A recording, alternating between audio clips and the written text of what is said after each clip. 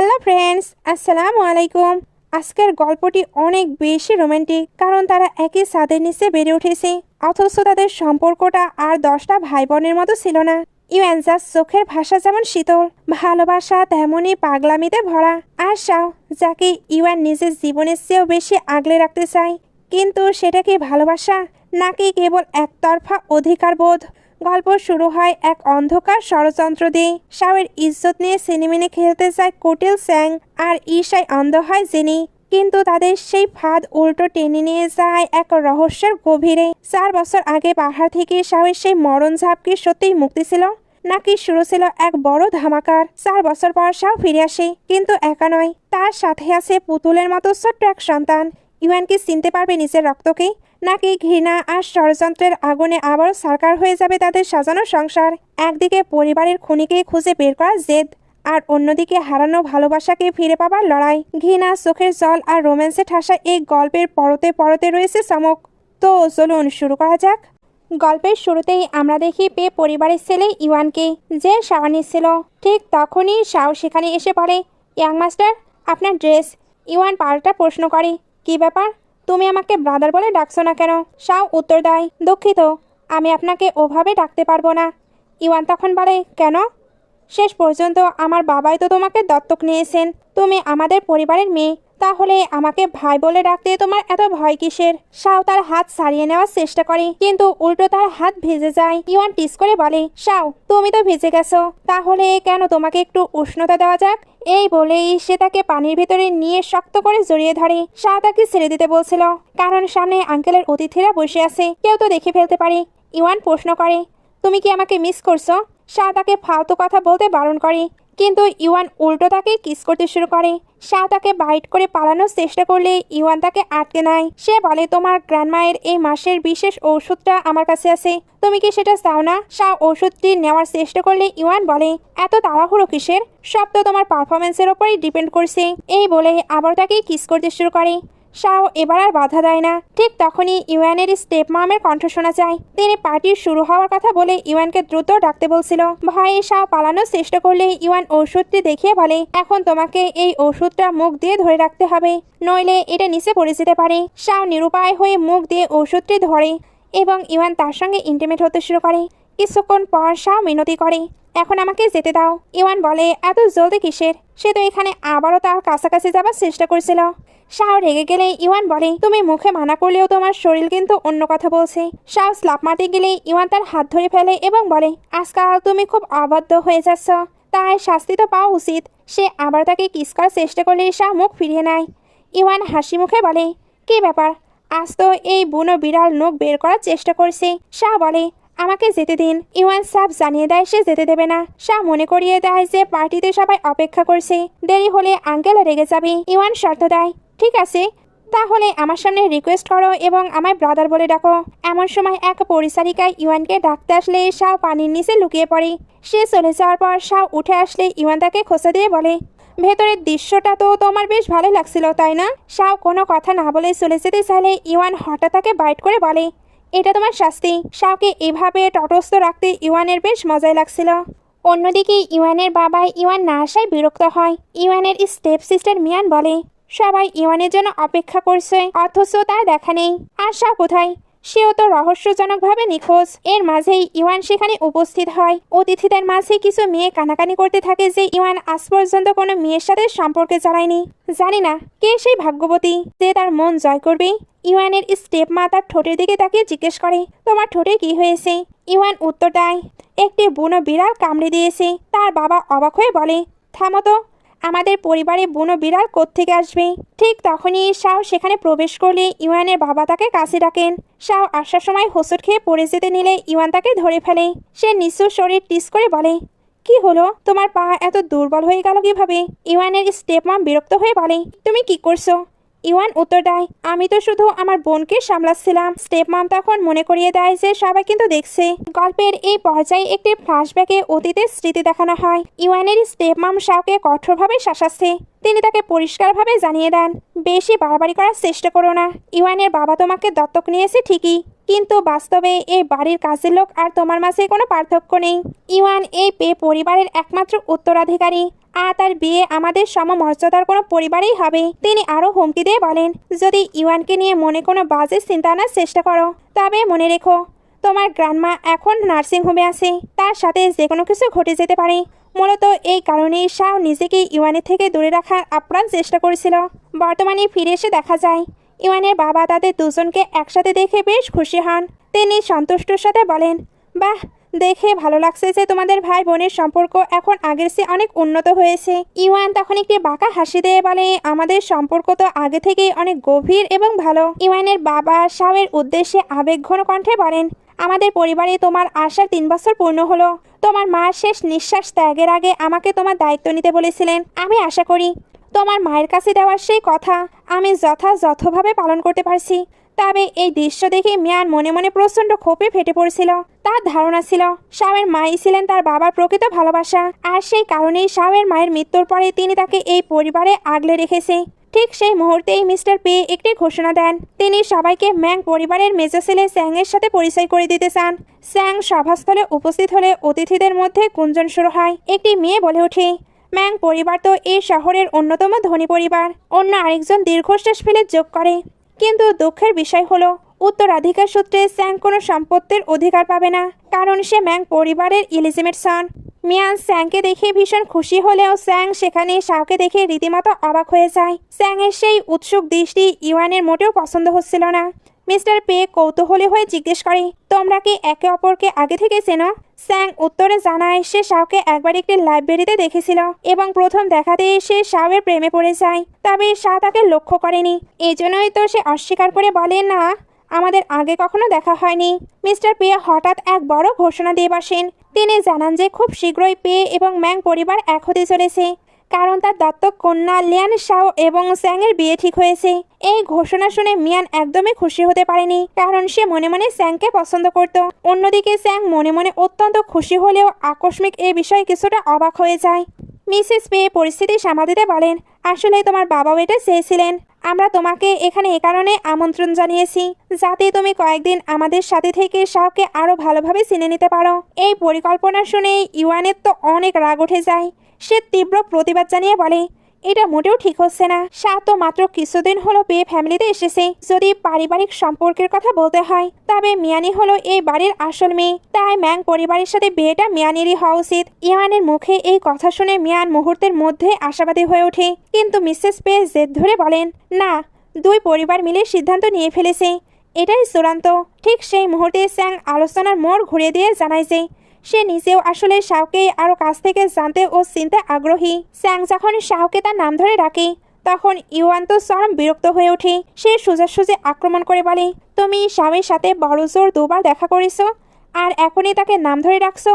মনে হচ্ছে ম্যাং পরিবার তোমাকে আদব কায়দা ঠিকমতো শেখায়নি। স্যাং পরিস্থিতি সামাল দিতে বিনয়ের সঙ্গে বলে, আমি অত্যন্ত দুঃখিত। এই মুহূর্তে আমার তাকে মিস শাও বলে ডাকাই উচিত ছিল। এরপর সে শাওকে ড্যান্সের জন্য ইনভাইট করে। শাও দ্বিধায় পড়ে যায়।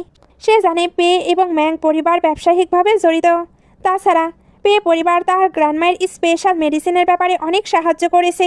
সবচেয়ে বড় কথা, সে চাইছিল যে কোনো উপায়ে ইউয়ানের এই শ্বাসরুদ্ধকর নিয়ন্ত্রণ থেকে মুক্তি পেতে। তাই সে বিয়ের প্রস্তাবে সরাসরি না বলে স্যাংয়ের সাথে ড্যান্স করতে রাজি হয়ে যায়। এদিকে ইউয়ান নিজের চোখের সামনে শাওকে অন্য ছেলের সাথে ড্যান্স করতে দেখে সহ্য করতে পারছিল না। রাগের মাথায় সে মিয়ানের সঙ্গে ড্যান্স করতে শুরু করে। নাচের আসরে সবাই মগ্ন হয়ে যায়। তখন হঠাৎ শাওয়ের সাথে কারো ধাক্কা লাগে এবং তার কাঁধে তীব্র ব্যথা শুরু হয়। স্যাং যখন চিন্তিত হয়ে শাওকে জিজ্ঞেস করে সে ঠিক আছে কিনা, শাও মৃদু হেসে জানায় সে একদম ঠিক আছে। কিন্তু আসল সত্যিটা হলো কিছুক্ষণ আগে ইউয়ান তাকে যে বাইট করেছিল এখন সে ওই ব্যথাই পাচ্ছিল।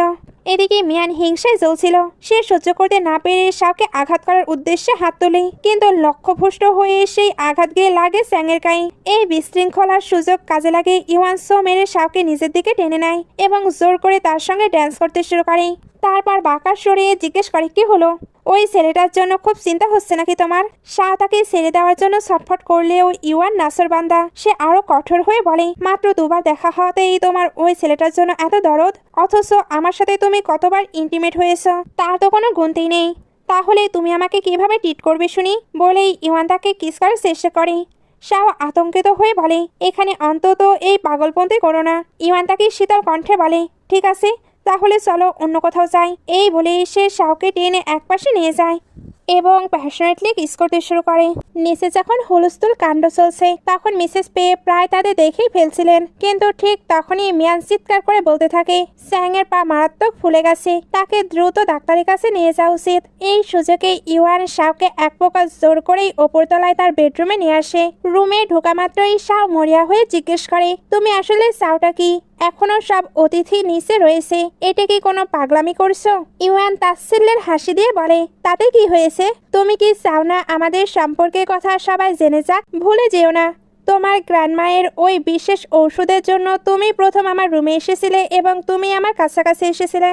সে তো শাওয়ের একদম কাছে এসে তার চোখে চোখ রেখে শাসানোর সুরে বলে, তোমার মাথায় কি চলছে সেটা আমি খুব ভালো করেই বুঝি। তুমি ভাবছো ওই স্যাংকে বিয়ে করে আমার কাছ থেকে চিরতরে মুক্তি পেয়ে যাবে? এটা স্রেফ তোমার ভুল ধারণা।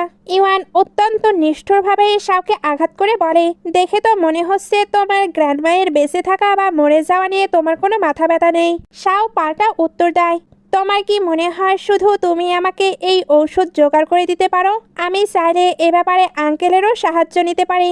ইওয়ান আত্মবিশ্বাসের সঙ্গে হাসে এবং বলে, ঠিক আছে, চেষ্টা করে দেখো, কিন্তু জেনে রেখো ওই ফার্মাসিউটিক্যাল ফ্যাক্টরিটা আমার মা মারা যাওয়ার আগে আমার নামে লিখে দিয়ে গেছে, তাই আমার বাবা চাইলেও সেখানে কোনো হস্তক্ষেপ করতে পারবে না।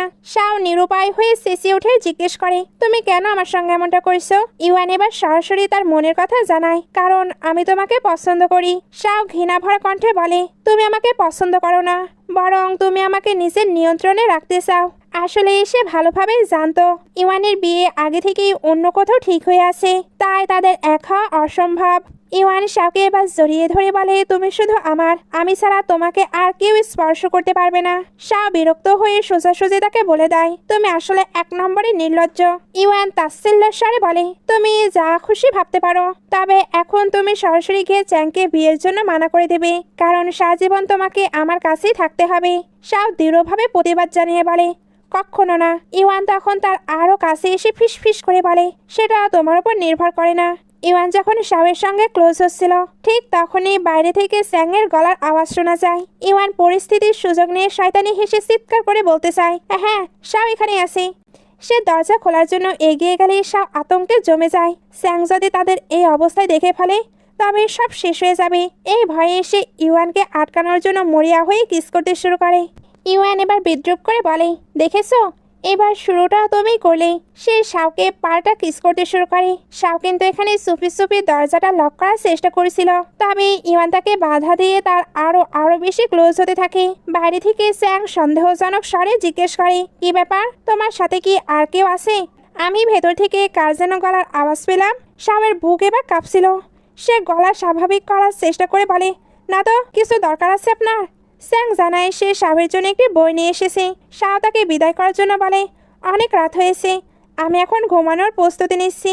কথাটি শেষ করার আগেই ইওয়ান আবারও তাকে কিস করতে শুরু করে এবং ফিসফিসিয়ে বলে, কেমন হবে যদি ও আমাদের এই অবস্থায় দেখে ফেলে? শাও তাকে এই মুহূর্তে কোনো পাগলামি করতে নিষেধ করে, কিন্তু ইওয়ান একগুঁয়েভাবে বলে, আমি তাই করি যা আমার ভালো লাগে। সে হঠাৎই দরজা খুলে দেয়, কিন্তু শাও দ্রুত নিজেকে সামলে নিয়ে নিজেই বাইরে বেরিয়ে আসে। সে চ্যাংকে বলে, খুব রাত হয়ে গেছে, আমরা বরং কাল কথা বলি। ঠিক তখনই ইওয়ানের স্টেপ মম সেখানে হাজির হয় এবং স্যাংকে ওখান থেকে কঠোরভাবে জিজ্ঞেস করে, তুমি এখানে কি করছো? স্যাং জানায় সে শুধু বই দিতে এসেছিল। মিসেস পে মনে মনে সন্দেহ করে যে শাও নিশ্চয়ই কোনো চাল চালছে। তিনি এবার আসল ব্যাপার দেখার জন্য শাওয়ের রুমে ঢুকতে যায়। শাও তখন বুদ্ধি খাটিয়ে নিজের পোশাক কিছুটা নামিয়ে ফেলে যাতে তাকে অপ্রস্তুত দেখায়। মিসেস পে ভ্রু কুঁচকে জিজ্ঞেস করে, তোমার পোশাক এমন কেন? শাও উত্তর দেয় যে নাচের সময় ধাক্কা লাগায় তার কাঁধ প্রচন্ড ব্যথা করছে, তাই সে সেখানে ওষুধ লাগাচ্ছিল। শাও তো কেয়ারফুল ছিল, তবে ইওয়ান পর্দার আড়াল থেকে তাকে লুকিয়ে বারবার বিরক্ত করতে থাকে যাতে এসে ধরা পড়ে যায়। শাও মরিয়া হয়ে ইওয়ানকে বলে, আমি তো প্রমিস করেছি যে আমি এই বিয়েটা ভেঙে দেব, তাহলে কেন তুমি এমন করছো? প্লিজ এই পাগলামো বন্ধ করো। ওদিকে ইওয়ানের স্টেপ মম শাওকে করার শাসনে বলে, যদিও তোমার আর স্যাংয়ের বিয়ে ঠিক হয়েছে, কিন্তু মনে রেখো আমাদের ফ্যামিলির ট্রেডিশন খুবই স্ট্রিক্ট। ভবিষ্যতে যেন এরকম রাত বিরাতে দেখা করার ঘটনা আর না ঘটে। রুমের ভিতরে মিসেস পে হঠাৎ একটি শার্ট পরে থাকতে দেখে। তার কেন জানি মনে হচ্ছিল এই শার্টটা খুবই ফ্যামিলিয়ার, কোথাও যেন দেখেছি। সন্দেহ দানা বাঁধার আগেই শাও সামনে এসে স্যাংয়ের কাছ থেকে বইটি চেয়ে নেয়। মিসেস পে তখন দুজনকে দ্রুত ঘুমানোর নির্দেশ দেয়। শাও স্যাংকে গুড নাইট বলে নিজের রুমের দরজা বন্ধ করে দেয়। ভেতরে ইওয়ান তখন সেই বইটিকে দেখে তাচ্ছিল্য করে বলে, কি এক বানোয়াট বই, স্যার ওইসব, লেটস কন্টিনিউ, তুমি অলরেডি অনেকটা সময় নষ্ট করেছো। এই বলেই সে শাওকে কিস করতে শুরু করে এবং একে অপরের সঙ্গে গভীর ইন্টিমেসিতে জড়িয়ে পড়ে। কিছুক্ষণ পর ইওয়ান যখন শাওয়ের রুম থেকে বেরিয়ে আসে তখন বাইরে মিসেস পে তাকে দেখে অবাক হয়। ইওয়ানকে আজ এতটা হ্যাপি দেখাচ্ছে কেন? ওনার মনে খটকা লাগে যে ইওয়ান কি শাওয়ের রুমেই ছিল, কিন্তু আসল টুইস্ট হলো স্যাং অলরেডি ইওয়ানকে শাওয়ের রুম থেকে বের হতে দেখে ফেলেছে। সে এবার রাগে ফুঁসছে। পরদিন শাও যখন হসপিটালে যায় তখন সে দেখতে পায় স্যাং সেখানে আগেই উপস্থিত। জানা যায় স্যাং সেখানে কোনো পার্সোনাল কারণে নয়, বরং একটি বিজনেস কর্পোরেশনে এসেছে। শাও কৌতূহলী হয়ে জিজ্ঞেস করে এই স্পেশাল কর্পোরেশনটা আসলে কি নিয়ে। স্যাং পকেট থেকে সেই কাঙ্ক্ষিত স্পেশাল মেডিসিনটি বের করে দেখায় এবং বলে, আসলে এই মেডিসিনটা নিয়ে আজকের মিটিং ছিল। শাও অবাক হয়ে বলে, আমি কি এই মেডিসিনটি বাই করতে পারি? আমার গ্র্যান্ডমা অনেক অসুস্থ। আমি জানি এই মেডিসিনটার প্রোডাকশন শুধুমাত্র পে ফার্মাসিউটিক্যাল কোম্পানি করে থাকে।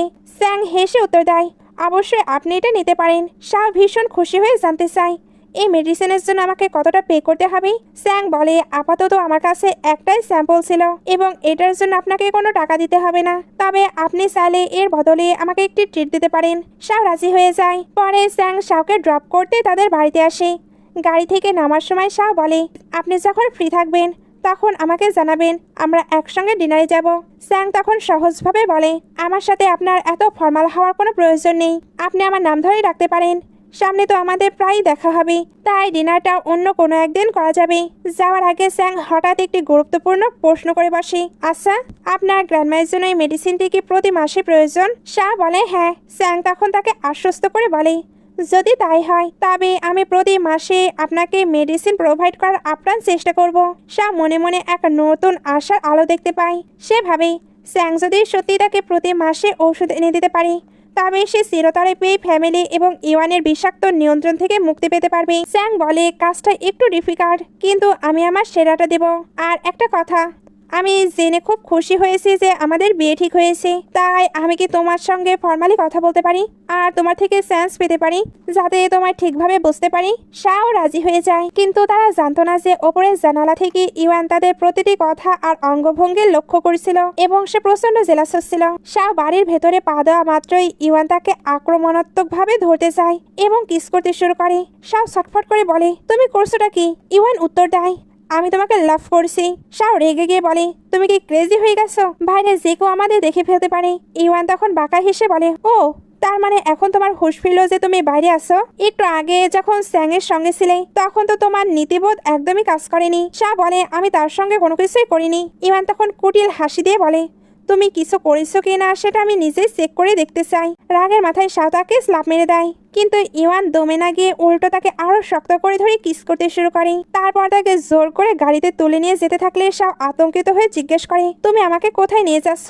ইওয়ান শান্ত স্বরে বলে, জলদি বুঝতে পারবি। ইওয়ান তাকে তার প্রাইভেট ভিলাতে নিয়ে আসে এবং সেখানে তাকে পোশাক খুলে ফেলার নির্দেশ দেয়। শাহ সরাসরি রিফিউজ করলে ইওয়ান উপহাস করে বলে, স্যাংয়ের সাথে দেখা করার পর তুমি দেখছি বেশ স্ট্রং হবার চেষ্টা করছো। তোমার কি সত্যিই মনে হয় তুমি আমার কন্ট্রোল থেকে বাঁচতে পারবে? চুপচাপ যা বলছি সেটা করো। শাহ ওইখান থেকে পালানোর চেষ্টা করলে ইওয়ান তাকে আটকে বলে, আমার কাছ থেকে পালিয়ে কোথায় যাবে?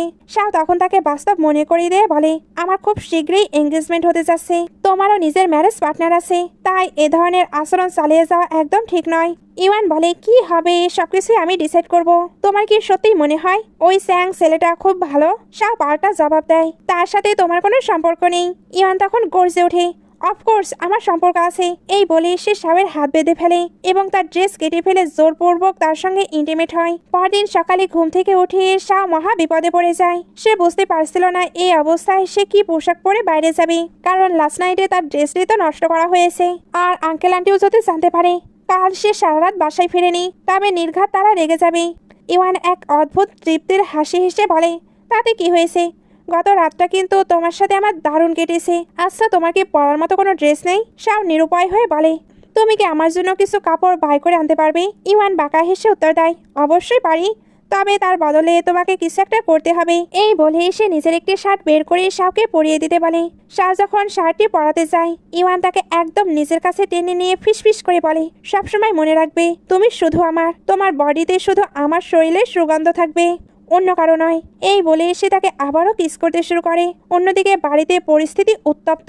স্যাং যখন শাওয়ের খোঁজ করে, মিয়ান মজা নিয়ে বলে, জানি না সে কোথায় গায়েব হয়ে গেছে। মিসেস পে যখন জানতে চাই ইওয়ান কোথায়, ঠিক সেই মুহূর্তেই ইওয়ান এবং শাও একসঙ্গে বাড়িতে প্রবেশ করে। তাদের দুজনকে একসঙ্গে দেখে মিসেস পে অবাক হয়ে জিজ্ঞেস করেন, তোমরা দুজন একসঙ্গে কি করছো?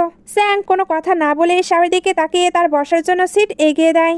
ইওয়ান তখন নিজেই ওই সিটে বসে পড়ে। পরিস্থিতি সামাল দিতে এসে বলে, আসলে কোম্পানিতে জরুরি কিছু কাজ চলে এসেছিল, তার সাহায্যের জন্য আমি শাওকে সাথে নিয়ে গিয়েছিলাম। মিসেস পে এতে মোটেও সন্তুষ্ট হন না। তিনি কঠোরভাবে বলেন, দেখো স্যাং আর শাওয়ের বিয়ে ঠিক হয়ে গেছে, তাই তোমার এভাবে বারবার শাওকে বাইরে নিয়ে যাওয়া একদম উচিত নয়। স্যাং ভালো সাজার জন্য বলে, ঠিক আছে, কোম্পানির কাজ তো থাকতেই পারে।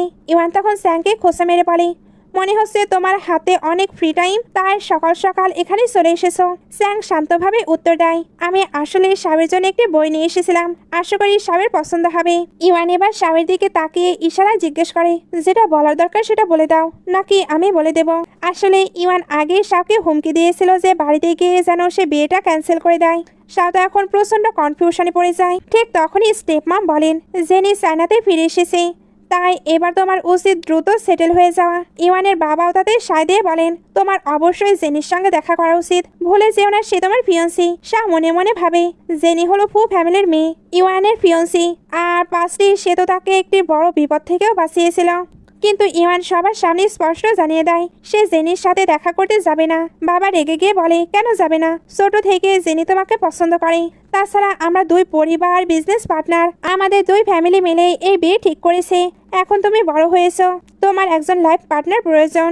ইওয়ান শাওয়ের দিকে তাকিয়ে জেদ করে বলে, কি হলো, তুমি সবাইকে বলে দিচ্ছ না কেন? শাও তখন প্রচন্ড নার্ভাস হয়ে কাঁপছিল।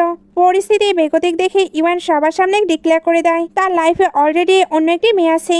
তার বাবা এই কথা শুনে হিতাহিত জ্ঞান হারিয়ে ফেলেন। তিনি গর্জে উঠে বলেন, তুমি কি পাগল হয়ে গেছো? ইওয়ান আর শাহ তোমরা দুজনই সিবলিংস। এখন মিয়ান শাহের উপর চিৎকার করে বলতে থাকে, তুমি আমার ভাইকে সিরিয়াস করার চেষ্টা করছো, লজ্জা করে না তোমার? শাহ তখন পরিস্থিতিকে সামাল দিতে নিজের বুদ্ধিকে কাজে লাগায়। সে কাপা কাপা গলায় বলে, আপনারা সবাই মিসআন্ডারস্টুড করছেন। ইয়াং মাস্টারের কথার মানে অন্য ছিল। আসলে ওনার পেছনে সারাক্ষণ অনেক মেয়ে পড়ে থাকে। যেহেতু আমি ওনার অ্যাসিস্ট্যান্ট, তাই উনি ওইসব মেয়েদের হাত থেকে বাঁচার জন্য আমাকে শিল্ড হিসেবে ব্যবহার করছে। ইওয়ানের বাবা তখন যেন ধরে পান ফিরে পান। তিনি হাফ ছেড়ে বলেন, উফ, তুমি তো আমাদের ভয় পাইয়ে দিয়েছিলে। এরপর তিনি স্যাংয়ের দিকে তাকিয়ে পরিস্থিতি হালকা করার জন্য বলে, তুমি কিছু মনে করো না, আসলে ছোটবেলা থেকেই ইওয়ান আর শাও একে অপরের খুব ক্লোজ, তাই এই জেনির সঙ্গে বিয়ে থেকে বাঁচতে ও শাওকে নিজের গার্লফ্রেন্ড সাজানোর চেষ্টা করেছিল। সবাই যখন জেনির ফেরার খবরে স্বস্তির নিঃশ্বাস ফেলছে, তখনই ইওয়ানের স্টেপ মম একটি নতুন চাল চালেন।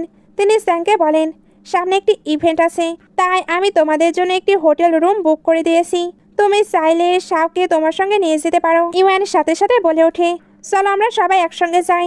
স্টেপ মম তখন বিরক্ত হয়ে বাধা দিয়ে বলে, ওরা দুজন এঙ্গেজড কাপল, ওদের একটু নিজেদের মতো করে এনজয় করতে দাও, তুমি মাঝখানে কেন আসছো? ইওয়ান এক মুহূর্ত দেরি না করে পাল্টা জবাব দেয়, এই তো মাত্র কিছুক্ষণ আগে সবাই বললো শাও আমার অ্যাসিস্ট্যান্ট, তা আমি আমার অ্যাসিস্ট্যান্টকে ছাড়া কিভাবে কাজে যাব? অন্যদিকে আড়ালে গিয়ে মিয়ান তার মায়ের উপরে ক্ষোভ ছাড়তে থাকে। সে রেগে গিয়ে বলে, তুমি কিভাবে শাও আর স্যাং এর বিয়ে দিয়ে দিচ্ছ?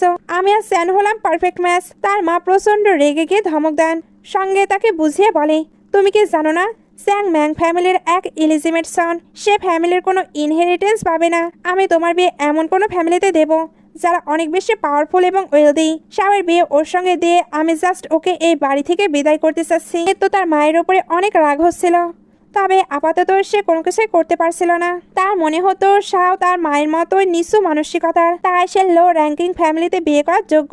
তবে তার মা তো ভাবছিল ওই মেয়েকে যত দ্রুত সম্ভব বের করতে হবে, যাতে সে আমাদের ফ্যামিলিতে কোনো প্রবলেম ক্রিয়েট করতে না পারে। তবে মিয়ানের মনে তো একটা কথাই ভাবছিল, শাও তার থেকে স্যাংকে কেড়ে নিয়েছে, আর অন্যদিকে তার ভাইকেও সিডিউস করার চেষ্টা করছে।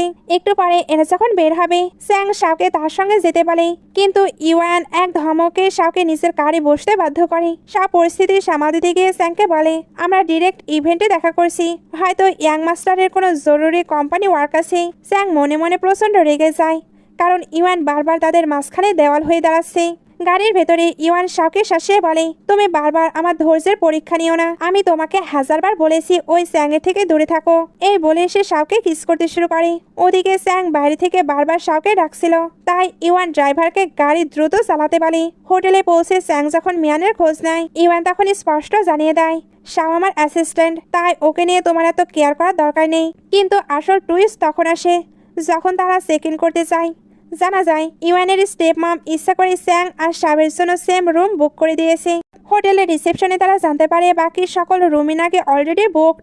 স্যাং তখন পরিস্থিতি সামাল দিতে শাওকে বলে, কোনো ব্যাপার না, আজ রাতে আমরা সেম রুমে স্টে করি, তুমি টেনশন করো না, আমি তোমার সঙ্গে খারাপ কোনো কিছুই করবো না। ঠিক তখনই ইওয়ান হঠাৎ শাওকে সবার সামনে বলে বসে, চলো আমার সাথে আমার রুমে ঘুমাবে। স্যাং প্রচণ্ড বিরক্ত হয়ে বলে, শাও আমার ফিয়ন্সি, সো এটা খুবই ন্যাচারাল, সে আমার রুমে থাকবে। ইওয়ান তখন তাচ্ছিল্যের হাসি এসে পাল্টা জবাব দেয়, প্রথমত তোমাদের এখনো বিয়ে হয়নি, আর দ্বিতীয়ত তোমার সাথে রাত কাটানোটা কোনো দিক থেকে ন্যাচারাল নয়। সে শাওকে নিজের সাথে আসার জন্য চাপ দিতে থাকে। শাও তখন নিরুপায় হয়ে স্যাংকে বুঝিয়ে বলে, ঠিক আছে, আজ রাতের জন্য আমি বরং ব্রাদারের রুমেই যাই, যদি কাল কোনো রুম খালি হয় তবে আমি সেখানে মুভ করে যাব। স্যাং এই কথা শুনে মনে মনে অপমানে আর রাগে ফেটে পড়ছিল। ইওয়ান যখন শাওকে নিজের রুমে গিয়ে ঢোকে, তখনই দরজা লক করেই শাওকে কিস করতে শুরু করে। সে শাওয়ের একদম কাছে এসে ফিস ফিস করে বলে, সবার সামনে তো আমাকে ব্রাদার বলে ডাকছিলে, এখন কি হলো? শাও পাল্টা যুক্তি দিয়ে বলে, কদিন আগে তুমি তো আমাকে জোর করছিলে যাতে আমি তোমাকে ব্রাদার বলে ডাকি, এখন যখন ডাকছি তাহলে তোমার প্রবলেম কি? ইওয়ান গম্ভীর হয়ে উত্তর দেয়, আমি খুব ভালো করে জানি কোন মতলবে তুমি আমাকে ব্রাদার বলে ডেকেছিলে। আসলে তুমি যদি সবার সামনে আমাদের রিলেশনশিপটা পাবলিকলি অ্যাকসেপ্ট করতে, তবে আমি বেশি খুশি হতাম। শাও মনে মনে ভাবে, আজ ইওয়ানের মুডটা বেশ ভালোই লাগছে। সে সাহস হওয়ার চেষ্টা করে জিজ্ঞেস করে, আমি কোথায় ঘুমাবো? ইওয়ান কোনো দ্বিধা ছাড়াই বলে, অফকোর্স আমার পাশে। এই বলেই সে শাওকে পাজাকলা করে তুলে নিতেই বাইরে থেকে স্যাংয়ের গলার আওয়াজ পাওয়া যায়। স্যাং দরজার ওপাশ থেকে শাওকে ডিনারের জন্য ডাকতে থাকে। শাও উত্তর দেওয়ার আগেই ইওয়ান ভেতর থেকে চেঁচিয়ে বলে, শাও আমার সঙ্গে ডিনার করবে। স্যাং এবার প্রচন্ড বিরক্ত হয়ে কড়া গলায় বলে, ইওয়ান তুমি বোধহয় ভুলে যাচ্ছ আন্টি কেন শাও আর আমাকে একসঙ্গে পাঠিয়েছে, আমাদের যাতে রিলেশনশিপ ইনহ্যান্স হয়, সেই জন্যই তো আমরা এখানে এসেছি, তাই দয়া করে আমাদেরকে ডিস্টার্ব করা বন্ধ করো। ইওয়ান এটা শুনতে স্যাংয়ের ইনহেরিটেন্স নিয়ে খোঁচা মেরে কথা বলে। তখন স্যাং অপমানে রাগে ফেটে পড়ে। সে শাওকে মনে করিয়ে দেয়, তুমি কিন্তু গতবার আমার সঙ্গে ডিনার করার প্রমিস করেছিলে। শাও পরিস্থিতি শান্ত করতে ইওয়ানকে বলে, আমাকে যেতেই হবে, আমি খুব দ্রুত ফিরে আসবো। অবাক করার মতো ব্যাপার হলো, ইওয়ান এবার কোনো ঝামেলা না করে শান্তভাবে বলে, ঠিক আছে, 1 ঘন্টার মধ্যে ফিরে আসবে। শাও মনে মনে একটু অবাক হয়, ইউ এত সহজেই তাকে যেতে দিল কেন? ডালমেকুস কালাহে। শাও বেরিয়ে যেতেই ইওয়ান তার সেক্রেটারিকে কল করে স্যাংয়ের পেছনের সকল খবর বের করার নির্দেশ দেয়। ডিনার টেবিলে স্যাং খুব মন দিয়ে শাওকে লক্ষ্য করছিল। হঠাৎ সে জিজ্ঞেস করে, তোমার ঠোঁটে কি হয়েছে, এমন দেখাচ্ছে কেন? শাও অপ্রস্তুত হয়ে মিথ্যে অজুহাত দেয় যে সে কোথাও ধাক্কা লেগেছে। স্যাং তখন সরাসরি প্রশ্ন করে, ইওয়ান কি তোমাকে বুলি করে? ওর ব্যবহার কিন্তু মোটেও ভালো মনে হচ্ছে না। শাও নিজেকে সামলে নিয়ে পাল্টা প্রশ্ন করে, তোমার হঠাৎ কেন এমনটা মনে হচ্ছে? স্যাং শাওয়ের চোখের দিকে তাকে গম্ভীর স্বরে বলে, আমি কিন্তু মোটেও স্টুপিড নই, আমি শুরু থেকে নোটিশ করছি যে ফ্যামিলি তোমাকে একদমই ইকুয়ালি ট্রিট করে না। আর গতবার তুমি যেভাবে মেডিসিনের ব্যাপারে আমাকে জিজ্ঞেস করছিলে, তখনই আমার সন্দেহ হয়েছিল যে ইওয়ান ওই মেডিসিনকে ঢাল বানিয়ে তোমাকে হয়তো ভয় দেখাচ্ছে। স্যাং শাওয়ের হাত ধরে আশ্বস্ত করে বলে, তুমি একদম টেনশন করো না, বিয়ের পর আমি তোমাকে সবসময় প্রোটেক্ট করব। ডিনার শেষ করে এসে শাওকে সাথে নিয়ে সুইমিংয়ে যাবার প্রস্তাব দেয়। শাও ইতস্তত হয়ে জিজ্ঞেস করে, কিন্তু এটা জানলে ব্রাদার তো খুব রেগে যাবে। স্যাং তখন আত্মবিশ্বাসের সঙ্গে বলে, তুমি ইওয়ানের জিকির করো না, আমি সব সামলে নেব। এদিকে হোটেল রুমে ইওয়ান একা বসেছিল। ঠিক তখনই তার সেক্রেটারির কল আসে। সে জানায়, স্যার আপনার সন্দেহই ঠিক, স্যাং আমাদের কোম্পানি থেকে ওই স্পেশাল মেডিসিনের স্যাম্পল সংগ্রহ করেছে। ইওয়ান বুঝতে পারে স্যাং আসলে তার নিজের কোম্পানির জিনিস দিয়ে শাওকে হাত করার চেষ্টা করছে। সুইমিং পুলের ধারে স্যাং যখন শাওকে একসঙ্গে সুইমিং করার জন্য জেদ ধরে, শাও বিনয়ের সাথে মানা করে বলে সে সাঁতার জানে না। স্যাং ছাড়ার পাত্র নয়। সে বলে, কোনো ব্যাপার না, আমি তোমাকে শিখিয়ে দেবো। শাওয়ের অমত থাকা সত্ত্বেও স্যাং তাকে এক প্রকার জোর করেই পানি থেকে টেনে নেয়। ঠিক সেই মুহূর্তেই ইওয়ান সেখানে হাজির হয়। স্যাং তাকে দেখে বিন্দুমাত্র ঘাবড়ে না গিয়ে উল্টো উস্কানিমূলক সুরে বলে, আরে তুমি এখানে কি করছো? আমি তো শাওকে সাঁতার শেখাচ্ছিলাম, তুমি চাইলে আমাদের সঙ্গে জয়েন করতে পারো। ইওয়ানকে দেখে মনে হচ্ছিল সে আজ অস্বাভাবিক শান্ত। সে শুধু বলল, না না, তোমরা এনজয় করো। শাহ যখন রুমে ফিরে আসে, ইওয়ান তাকে দেখে নিরাসক্ত গলায় বলে, ও ফিরে এলে তাহলে, যাও ফ্রেশ হয়ে শাওয়ার নিয়ে আসো। শাহ মনে মনে খুব অবাক হয়, ইওয়ান এত কাম বিহেভ করছে কেন? বড় কোনো ঝড়ের আগের লক্ষণ নয় তো? কিছুক্ষণ পর শাহ শাওয়ার নিয়ে বাইরে এলে ইওয়ান তাকে নিজের দিকে ডাকে, অত্যন্ত ধীরস্থিরভাবে জিজ্ঞেস করে, আজ তো বেশ এনজয় করলে তাই না? শাহের বুক ধক ধক করে ওঠে। ইওয়ানের এই স্ট্রং বিহেভিয়ার তাকে ভীষণ ভয় পাইয়ে দেয়। ইওয়ান যোগ করে, আমি দেখলাম আজ তুমি পুলের ধারে একটু বেশি খুশিতে ছিলে। শাহ ভয়ে কাপা গলায় বলে, আমি প্রমিস করছি নেক্সট টাইম থেকে আর এমনটা হবে না। সে বুঝতে পারছিল ইওয়ানের এই শান্ত রূপটা আসলে অনেক বেশি বিপজ্জনক। ইওয়ান শাহের ভয় পাওয়া দেখে কুটিল হাসিতে বলে, ঠিক আছে, তুমি যে নিজের ভুলের জন্য অনুতপ্ত সেটা এখন প্রুভ করে দেখাও। শাও নিরুপায় হয়ে নিজেকে বাঁচাতে ইওয়ানকে এদিক ওদিক কিস করতে শুরু করে, কিন্তু ইওয়ান এতে সন্তুষ্ট হয় না। সে তাচ্ছিল্য করে বলে, ব্যাস এতটুকুই? তোমার সিনসিয়ারিটি প্রমাণ করার জন্য এটা যথেষ্ট নয়। এদিকে স্যাং যখন নিজের রুমে ফিরছিল, তখন হোটেলের স্টাফ তাকে জানায় যে মিস্টার পে তার সঙ্গে দেখা করতে চেয়েছে। স্যাং কোনো কিছু না ভেবেই ইওয়ানের রুমে ঢোকে, কিন্তু ভেতরে পা দিয়ে সে শক্ট হয়ে যায়। আসলে ইওয়ান ইচ্ছা করে স্যাংকে ডেকেছিল যাতে সে নিজের চোখে দেখাতে পারে শাও কার। স্যাং রাগে কাঁপতে কাঁপতে চিৎকার করে ওঠে, শাও আমার ফিয়ন্সি, তুমি ওর সাথে এসব কি করছো? ইওয়ান তখন অত্যন্ত শান্ত ভঙ্গিতে বলে, এত শক্ট হবার কিছু নেই স্যাং। শাও অনেক আগে থেকেই আমার সঙ্গে আছে, সে শুধু আমার আর আমারই থাকবে। তার শরীরের প্রতিটি পার্টে আমার অধিকার। তোমার বিশ্বাস হচ্ছে না? তবে শাওকে আস্ক করো। স্যাং রাগে কাঁপছিল, তার হাত মুষ্টিবদ্ধ হয়ে আসছিল। ইওয়ান তাকে আরো উস্কানি দিয়ে বলে, কি হলো, আমাকে মারতে চাও? একবার ভেবে দেখো, কিন্তু তোমার মতো ইলিজিমেট চাইল্ডের আমাকে অফেন্ড করার মতো সাহস নেই। এবার চুপচাপ এখান থেকে গেট আউট হও, আমার আবার এত ডিস্টারবেন্স পছন্দ নয়। স্যাং তখন শেষ চেষ্টা হিসাবে বলে, তোমার কি একটু ভয় লাগে না? আঙ্কেল আন্টি যদি সত্যিটা জেনে যায় তবে কি হবে ভেবে দেখেছ? ইওয়ান অট্ট হাসি হেসে উত্তর দেয়, যদি আমার মনে কোনো ভয়ই থাকতো তবে কি আমি তোমাকে এই দৃশ্য দেখার সুযোগ দিতাম? স্যাং তখন অপমানিত হয়ে রুম থেকে বেরিয়ে যাচ্ছিল। ইওয়ান পেছন থেকে তাকে থামিয়ে দিয়ে বলে, আরে দাঁড়াও, একটা কথা তো বলতে ভুলেই গিয়েছিলাম, আমি ম্যাং গ্রুপের সঙ্গে সকল কোঅপারেশন ক্যান্সেল করে দিয়েছি। সো এখন থেকে তুমি আমার ফার্মাসিউটিক্যাল কোম্পানি থেকে আর কোনো মেডিসিন পাবে না। আর হ্যাঁ, যাবার সময় ডোরটা কিন্তু লক করে দিয়ে যাবে, কারণ এইবার তো আমি ডার্ক রোম্যান্স করব। এই বলেই সে গভীরভাবে কিস করতে শুরু করে। স্যাং অপমানে আর রাগে ভেতরে ভেতরে ফেটে পড়ছিল। সে মনে মনে শপথ করে, আজকের এই হিউমিলেশনে সে রিভেঞ্জ নিয়ে ছাড়বে। বাইরে আসতেই তার মিয়ানের সঙ্গে দেখা হয়। মিয়ান সুযোগ বুঝে স্যাংকে উস্কানি দিয়ে বলে, শাহ তোমাকে মোটেও ডিজার্ভ করে না, আমি ওকে উচিত শিক্ষা দিয়ে ছাড়বো। স্যাং তখন মনে মনে এক কুটিল প্ল্যান করে। সে ভাবে, ইওয়ানের সঙ্গে শাওয়ের যতই অবৈধ রিলেশন থাকুক, সে তো শাওকে নিজের করেই ছাড়বে। এদিকে রুমের ভিতরে ইওয়ান শাওকে জড়িয়ে ধরে বলে, তোমাকে সারা জীবন আমার সঙ্গেই থাকতে হবে। শাও ক্লান্ত হয়ে জিজ্ঞেস করে, তুমি কেন আমাকে মুক্তি দিচ্ছ না? কেন আমাকে যেতে দিচ্ছ না? ইওয়ান তখন শাওয়ের চোখের দিকে তাকিয়ে সরাসরি স্বীকার করে, আগেও বলেছি, I like you, I like you, I like you. ইওয়ানের কনফেকশন শুনে শাও গলে যাওয়ার বদলে উল্টো প্রচন্ড রেগে সেখান থেকে বেরিয়ে যায়। ইওয়ান একা দাঁড়িয়ে দীর্ঘশ্বাস ফেলে ভাবে, এতগুলো বছর কেটে গেল, অথচ তুমি আজ আমাকে চিনতে পারলে না। শাও বাইরে আসতেই মিয়ান তাকে মাঝপথে আটকে দেয় এবং এক প্রকার জোর করে একটি ক্লাবে নিয়ে আসে। সে এবার কুটিল হাসতে হাসতে বলে, তোমার তো খুব জলদি বিয়ে হতে যাচ্ছে তাই না? বিয়ের আগে একটু মজা করা দরকার। আমি তোমার জন্য অনেকগুলো হ্যান্ডসাম বয়কে ইনভাইট করেছি। শাহ সেখান থেকে পালানোর চেষ্টা করে, কিন্তু মিয়ানের ইশারায় সব ছেলেরা তাকে চারপাশ থেকে ঘিরে ধরে। মিয়ান এবার খুব সাবধানতার সঙ্গে গ্লাসে ড্রিঙ্ক স্পাইক করে দেয়। বাইরে থেকে স্যাং এই পুরো নোংরা খেলাটা দেখছিল আর পৈশাচিকভাবে হাসছিল।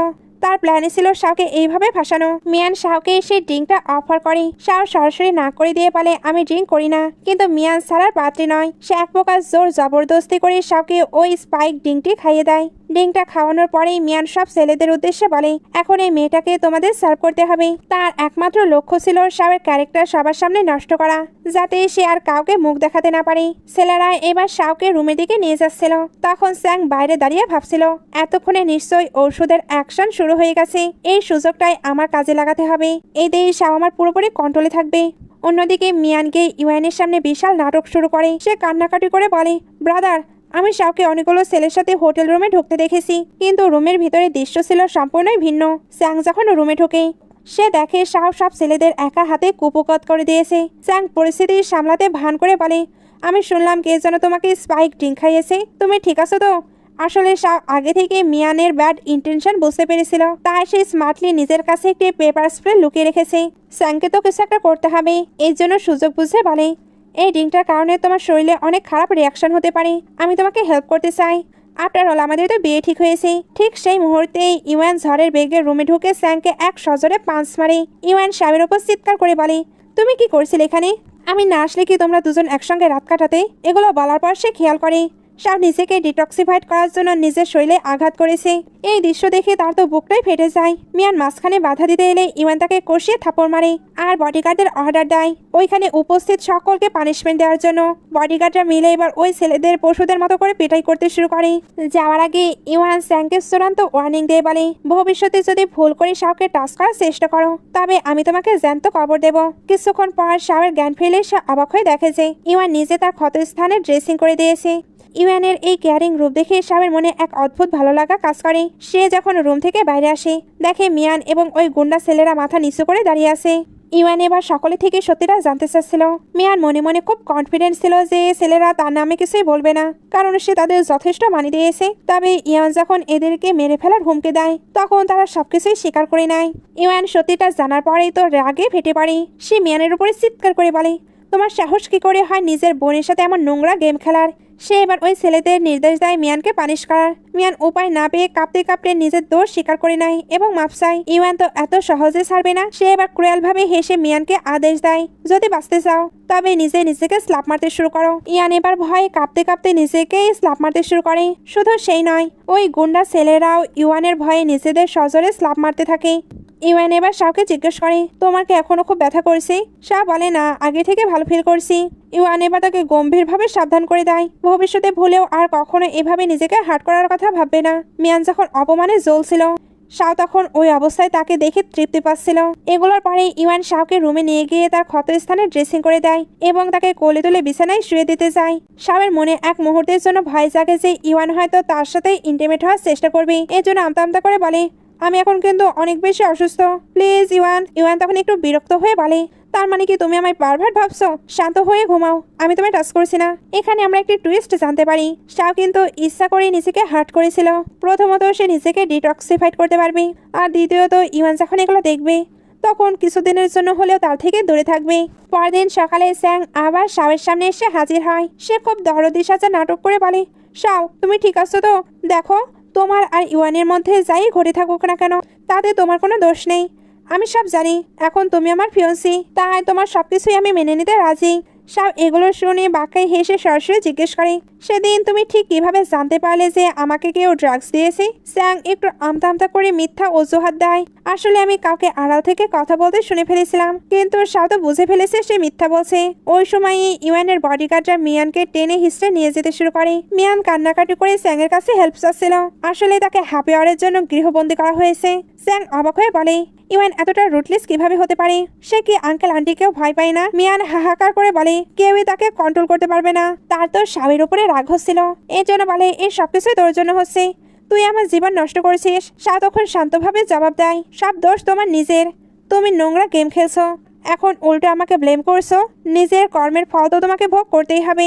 তখন ওইখানে ফু ফ্যামিলির ডটার জেনে আসে। মিয়ান তো তাকে দেখে হ্যাপি হয়ে যায়। জেনে এবার বলে, তুমি একটি অ্যাডপ্টেড ডটার, এরপরেও তুমি কিনা মিয়ানকে বুলি করছো? স্যাং বলে, সে আমার ফিয়ন্সি, তাই তোমার তার সঙ্গে রেসপেক্টফুলি কথা বলা উচিত। জেনে এটা শুনতেই এদের দুজনকেই হিউমিলেট করতে শুরু করে, কারণ এরা দুজনই তো পুর ছিল। জেনে এবার বলে, আমি ফিরে এসেছি, এই জন্য একটি গ্র্যান্ড পার্টি হোস্ট করা হচ্ছে, আমি চাই তোমরা সবাই থাকো। মিয়ানো গার্ডরা তো নিষেধ করে দেয়। জেনে বলে, তোমরা আমার কথা শুনছো না? আমি ইওয়ানের ফিয়ন্সি, ওকে, এটা নিয়ে আমি তার সঙ্গে কথা বলে নেব। মিয়ান এগুলো শুনে তো অনেক খুশি হয়ে যায়। জেনে এবার ইওয়ানের সঙ্গে দেখা করতে আসে, বাট ইওয়ানের তো তার প্রতি একদমই ইন্টারেস্ট ছিল না। জেনে বলে, আমি চাই মিয়ানো আমার ওয়েলকাম পার্টিতে থাকুক। ইওয়ান বলে, তার মানে সে এখনো ফ্রিলি ঘুরে বেড়াচ্ছে। সে এবার সেক্রেটারিকে কল দিয়ে তাড়াতাড়ি করে তাকে লক করতে বলে। জেনে বলে, তুমি আমার সঙ্গে এমনটা কিভাবে করতে পারো? ভুলে গিয়েছো আমি তোমাকে বাঁচিয়েছিলাম। ইওয়ান বলে, ও তুমি কি এটা নিয়ে শিওর? এখানে একটু ফ্ল্যাশব্যাক দেখানো হয়, আসলে তাকে বাঁচিয়েছিল কিন্তু শাও, বাঁচার জন্য ইওয়ান তো তাকে কিছু করেছিল। শাও তাই লজ্জা পেয়ে ওইখান থেকে পালিয়ে যায়। এই সুযোগটাকে কাজে লাগিয়ে জেনে বলে সে নাকি ইওয়ানকে বাঁচিয়েছে। বর্তমানে জেনে ভাবতে থাকি সে কি জেনে ফেলেছে আমি তাকে বাঁচিয়ে নি, জানলে সে তো বলে দিত। সেবার বলে, হ্যাঁ আমি তোমাকে বাঁচিয়েছিলাম। জেনে চলে যাবার পর সেক্রেটারি এসে জানায়, আপনার অর্ডার মতো আমরা মিস মিয়ানকে ঘরে লক করে রেখেছি, তবে একটা কথা আমি বুঝতে পারছি না, আপনি তো জানেন মিস জেনি আপনাকে বাঁচায়নি, তবে সত্যিটা কেন বলছেন না? আসলে ইওয়ান জানে স্বামী তার আসল সেভিয়ার, কিন্তু তার সন্দেহ আছে যে তার মায়ের মৃত্যুর পেছনে পুরো ফ্যামিলির হাত আছে। যতক্ষণ না সে সত্যিটা বের করতে পারছে ততক্ষণ সেটা লুকিয়ে রাখবে। পার্টিতে ইওয়ান শাওয়ের কাছে এলে শাও বলে, আপনার এখন নিজের ফিয়ন্সি জেনির পাশে থাকা উচিত। ইওয়ান বলে, কি হলো, তুমি কি জেলাস? আচ্ছা, তোমার হাত কি এখন ঠিক আছে? শাও ভয় পেয়ে বলে, একদমই না। ওদের দুজনকে এত ক্লোজ দেখে জেনে প্রচন্ড রাগ হয়। সে ভাবে, এবার যেটা আমি করব এটা করতে তুমি আমায় বাধ্য করছো। সে নাটক শুরু করে যে তার জেট পেন্ডেন্ট কোথাও হারিয়ে গেছে। ইউএনের স্টেপ মাম জলদি সেটা খুঁজতে বলে। জেনের ইশারায় এক মেয়ে ইচ্ছা করে বলে, আমি শাওকে পেন্ডেন্ট চুরি করতে দেখেছি। মিসেস পে শাওয়ের ব্যাগ চেক করতে বলে। পেন্ডেন্টটা সেখানেই পাওয়া যায়। শাও বলে সে জানেই না এটা ব্যাগে কিভাবে এলো। জেনি বলে, তুমি রেড হ্যান্ডেড ধরা পড়ার পরেও মানছো না? শাও এবার পেন্ডেন্টটা দেখে ভাবে, এই পেন্ডেন্টটা তো হুবহু আমার মায়ের পেন্ডেন্টটার মতোই। তবে এটা জেনির কাছে কি করছে? জেনি যখন চুরির ব্লেম দিচ্ছিল, শাহ বলে, আপনার জিনিসে আমার কোনো ইন্টারেস্ট নেই। জেনি বলে, কিন্তু আমার মনে হয় তুমি শুধু আমার জিনিসেই ইন্টারেস্ট নাও। আসলে সে ইউএনের দিকে ইঙ্গিত করছিল। সে এবার ইউএনের স্টেপ মমকে বলে সে দোষ করেছে, তাই তাকে নীল ডাউন হয়ে ক্ষমা চাইতে বলুন। ইউএন শাওকে ডিফেন্ড করে বলে, আমাদের আগে প্রপারলি তদন্ত করা উচিত, এভাবে আমরা শাওকে ব্লেম দিতে পারি না। জেনি কথা ঘোরানোর জন্য বলে, ইউএন আর শাও 2 দিন একই হোটেলে স্টে করেছিল। মিসেস পে রেগে বলেন, জেনি তোমার ফিয়ন্সি, আর তুমি ওর সঙ্গে এমনটা কিভাবে করতে পারো? ইওয়ান বলে, আমাদের এঙ্গেজমেন্ট কবে হলো যে সে আমার ফিয়ন্সি হয়ে গেছে? স্টেপ মম বলে, 2 ফ্যামিলি মিলে এগুলো ঠিক করেছে, তাই তোমাকে মানতেই হবে। এছাড়া জেনি তোমার সেভিয়র, তাই তুমি ওকে কিভাবে সবকিছুর জন্য মানা করতে পারো? ইওয়ান বলে, যে আমার জীবন বাঁচিয়েছে তাকে অবশ্যই আমি রিপে করব, তবে জেনিকে তো আমি বিয়ে করছি না। জেনি এবার রিকোয়েস্ট করে শাওকে বের করে দেবার জন্য, কারণ শাও আর ইওয়ান নাকি একসঙ্গে বেডও শেয়ার করেছে। মিসেস পে তো অবাক হয়ে যায়। গেস্টরা বলাবলি করে, আমরা ভেবেছিলাম ইয়াং মাস্টার সিঙ্গেল, কিন্তু ওনার ইন্টারেস্ট তো নিজের অ্যাডপ্টেড সিস্টারের ওপর। কি শেমলেস ব্যাপার। মিসেস পে শাওকে মারতে গেলে ইওয়ান আটকে দেয়। তিনি বলেন, তুমি আমাকে ডিজার্ভই করছো। ইওয়ান বলে, আপনি শুধু আমার আন্ট, বায়োলজিক্যাল মাদার নন। আমি অলরেডি আপনার অনেক কথা মেনে নিয়েছি। আসলে ইওয়ানের স্টেপ মম তার মায়ের কিন্তু আপন বোন, অর্থাৎ তার আন্টি। মিসেস পে বলে, আমার বোনের মৃত্যুর পর আমি তোমার মা, তাই তোমার মায়ের তরফে আমি তোমাকে ডিসিপ্লিন শেখাতে পারি। সত্যি বলো, শাও কি তোমাকে সিডিউস করছে, আর তুমি কি ওর সঙ্গে বেড শেয়ার করেছো? ইওয়ান বলে, শাও আমাকে কোনোদিনও সিডিউস করেনি। আর বেড শেয়ার করার কথা যদি বলি, তবে নিজেকে জিজ্ঞেস করুন, স্যাং আর শাওয়ের বিয়ে হয়নি জেনেও আপনি ওদের সেম হোটেল রুমে পাঠিয়েছিলেন। আমি শুধু আমার সিস্টারকে প্রোটেক্ট করার জন্য নিজের রুমে থাকতে দিয়েছি। প্রবলেম কোথায়? শাও ভাবে ইওয়ানকে আমাকে প্রোটেক্ট করছে। ইওয়ান এবার বলে, এখানে সবাই মন দিয়ে শুনে নিন, আপনারা আমার ব্যাপারে কি ভাবেন তাতে আমার কিছু যায় আসে না। যতদিন আমি পে ফ্যামিলিতে আছি, শাও এই ফ্যামিলির মেম্বার। যদি কেউ ভুল করেও শাওকে টাচ করার চেষ্টা করে, তবে তার সাথে কি হবে সে আন্দাজও করতে পারছে না। সে ওই মিথ্যেবাদী মেয়েটিকে বলে, তুমি অন্যের ওপর মিথ্যা অপবাদ দিয়েছো, তাই জেলে যাওয়ার জন্য রেডি হও। এটা বলে শাওকে নিয়ে বাইরে চলে আসে। শাও বলে, তুমি তো সবসময় আমাদের রিলেশনশিপ এক্সপোজ করতে চাইতে, আজ তো খুব ভালো সুযোগ ছিল। ইওয়ান বলে, আমি চাই না অন্য কেউ আমাদের সম্পর্কের মাঝখানে আসুক। আমাদের রিলেশনশিপ কবে পাবলিক হবে সেটা আমি ডিসাইড করব, অন্য কেউ নয়। আর আমি চাই না কেউ তোমাকে বুলি করুক বা তোমার রেপুটেশন নষ্ট করার চেষ্টা করুক। শাওয়ের তো এগুলো শুনে খুব ভালো লাগে। পরে শাও তার মায়ের জেট পেন্ডেন্টের দিকে তাকিয়ে ভাবি, হুবহু একই পেন্ডেন্ট জেনির কাছে কোথা থেকে এলো। ওইদিকে জেনি তার বাবা মিস্টার লিয়াং এর কাছে গিয়ে কমপ্লেন করে যে পে ফ্যামিলির অ্যাডপ্টেড ডটার শাও শুধু তার পেন্ডেন্টটাই চুরি করেনি, বরং ইওয়ানকেও চুরি করার চেষ্টা করেছে। সে তার বাবাকে শাওয়ের একটি ব্যবস্থা করতে বলে। মিস্টার লিয়াং আশ্বস্ত করে বলেন, তুমি টেনশন করো না, আমি সব ঠিক করে দেব। এরপর এক বিশাল সত্য সামনে আসে। মিস্টার লিয়াং আসলে শাওয়ের নিজের বাবা। তিনি শাওয়ের মাকে প্রচণ্ড ভালোবাসতেন। উনি লিয়াং ফ্যামিলির কাপল পেন্ডেন্ট একটি শাওয়ের মাকে দিয়েছিলেন, আর অন্যটি নিজের কাছে রেখেছিলেন। একদিন হঠাৎ ওনাদের অ্যাক্সিডেন্ট হয়। ওইখানে শাওয়ের মম তো মারা যায়, আর ফু ফ্যামিলির মেয়ে ওনাকে সেভ করে, তারপর হুমকি দিয়ে ওনাকে বিয়ে করে। বর্তমানে উনি তো জানেন না শাও আসলে ওনার নিজের মেয়ে। অন্যদিকে স্টেপ মম মিয়ানকে রিলিজ করার জন্য ইওয়ানের কাছে আসে, কিন্তু ইওয়ান সাফ জানিয়ে দেয় ও যখন ভুল করেছে তখন পানিশমেন্ট তো অবশ্যই পাবে। স্টেপ মম বলে, ওটা তোমার বোন। ইওয়ান বলে, এর জন্যই তাকে জেলে পাঠাইনি, শুধু রুমে লক করে রেখেছি। স্টেপ মম এবার কান্নাকাটি শুরু করে। তবে ইওয়ানও গম্ভীর গলায় বলে, সে শাওকে হার্ট করার চেষ্টা করেছে, তাই এই শাস্তি অবশ্যই সে ডিজার্ভ করে। স্টেপ মম এবার ভাবছিল, স্যাং আর শাওয়ের বিয়ে হয়ে গেলে এমন কিছুই হতো না, তবে ইওয়ান তো এমনটা কখনোই হতে দেবে না। এগুলোর পরে স্টেপ মম শাওকে তার গ্র্যান্ডমায়ের মেডিসিন বন্ধ করে দেওয়ার ভয় দেখিয়ে স্যাংকে বিয়ে করতে বাধ্য করে, কিন্তু শাও এবার সাহস জোগাড় করে বলে দেয় সে স্যাংকে বিয়ে করতে চায় না। ইওয়ান অবাক হয়ে ভাবে, কি ব্যাপার, শাও নিজেই বিয়ে ভেঙে দিচ্ছে। মিস্টার পে জিজ্ঞেস করে, বলো কোথায় সমস্যা আছে? শাও সরাসরি বলে, আমার মনে স্যাংয়ের জন্য কোনো ফিলিংস নেই। স্টেপ মম খেপে গিয়ে বলেন, স্যাংকে বিয়ে করতে না চাইলে কাকে করতে চাও? মিস্টার পে তখন নরম হয়ে শাওয়ের কাছে ক্ষমা চায়। উনি বলেন, আমাকে মাফ করো যে আমি তোমার ফিলিংস বুঝতে পারিনি। তোমার স্যাংকে বিয়ে করতে হবে না। শাও জানতো আন্টি এবার গ্র্যান্ডমায়ের মেডিসিন আটকানোর চেষ্টা করবে, তাই সে আগে মিস্টার পে এর সামনে নাটক শুরু করে। সে বলে, আমি বিয়েতে মানা করার জন্য আপনারা আবার আমার গ্র্যান্ডমায়ের মেডিসিন বন্ধ করে দেবেন না তো? মিস্টার পে বলে, এতটুকু কথার জন্য তোমার ক্ষমা চাওয়ার কোনো প্রয়োজন নেই। ওনার ট্রিটমেন্ট আগের মতোই কন্টিনিউ হবে। স্টেপ মাম বুঝতে পারে শাও ওনার উপরে ট্রিক প্লে করছে। ওনার এতে আরও রাগ হয়। ইওয়ান তো শাওয়ের পুরো গেমটাই বুঝতে পেরেছে। এর জন্য হাসতে হাসতে ভাবে, আরে আমার ওয়াইল্ড ক্যাট তো আজ কামাল করে দিল। সবাই চলে যাবার পর ইওয়ান শাওয়ের কাছে আসে। শাও ভয় পেয়ে গেলে ইওয়ান বলে, আমি তো জাস্ট তোমাকে প্যারালাইজ করতে এসেছি, তুমি এত ঘাবড়াচ্ছ কেন? শাও পাল্টা জবাব দেয়, আপনি তো আঙ্কেলের কথা শুনে নিয়েছেন, তাই আজ থেকে আপনি আমাকে আর মেডিসিনে কন্ট্রোল করতে পারবেন না। ইওয়ান বাঁকা হেসে বলে, তোমাকে কন্ট্রোল করার জন্য অনেক উপায় আছে আমার কাছে। যাই হোক, আজ আমার মুড খুব ভালো, তাই তোমাকে কোথাও নিয়ে যেতে চাই। ইওয়ান তাকে একটি সুন্দর জায়গায় নিয়ে আসে এবং কিস করতে চায়। শাও মানা করলে ইওয়ান তাকে ফোর্সফুলি কিস করতে শুরু করে। শাও রেগে চলে যেতে চাইলে ইওয়ান বলে, দাঁড়াও, তোমার জন্য একটি সারপ্রাইজ আছে। তোমার ফায়ার ওয়ার্কস খুব পছন্দ, তাই না? ওইদিকে তাকাও। আকাশ জুড়ে এবার আতশবাজি শুরু হয় আর ইওয়ান তাকে বার্থডে উইশ করে। শাও অবাক হয়ে ভাবে, এই ওয়ার্ল্ডে ইওয়ানে একজন যার কিনা তার বার্থডের কথা মনে রেখেছে। এখানে ইওয়ানের সারপ্রাইজ তার অনেক বেশি ভালো লাগে। পরদিন স্যাং শাওয়ের কাছে এসে জোরাজোরি শুরু করে। আসলে সে তো বিয়েতে মানা করে দিয়েছে, তবে সে তো তার সঙ্গে বিয়ে করতে চায়। সেখানে ইওয়ানের নামে বলে তার ফিয়ন্সে আছে, তুমি কি সারা জীবন তার মিস্ট্রেস হয়ে থাকতে চাও? শাও এবার রেগে ফেটে পড়ে বলে, ওই দিন তুমি জানতে আমায় ড্রাগ দেওয়া হয়েছে, ওই দিন তুমি দেখছিলে আমায় ড্রাগ দেওয়া হয়েছে, তবুও তুমি চুপচাপ সবকিছু দেখেছো, পরে আবার নাটক করে আমাকে বাঁচানোর অভিনয় করেছো। এগুলো করতে তোমার কি একটু লজ্জা লাগলো না? স্যাং এবার বলে, প্লিজ আমাকে ক্ষমা করে দাও, আমি তোমাকে অনেক ভালোবাসি, তাই তোমাকে পাওয়ার জন্য এসব করেছিলাম। কিন্তু শাও সব সম্পর্ক শেষ করে চলে যায়, যা দেখে স্যাং রাগে অন্ধ হয়ে যায়। অন্যদিকে স্টেপ মাম শাওকে হুমকি দেয়, ভেবো না আমাকে অপমান করে তুমি পার পেয়ে যাবে। শাও যখন বাড়ি থেকে বের হয়, উনি কাউকে কল দিয়ে তার লোকেশন জানিয়ে দেয়। কিছু গুন্ডা এসে এবার শাওকে কিডন্যাপ করে নিয়ে যায়।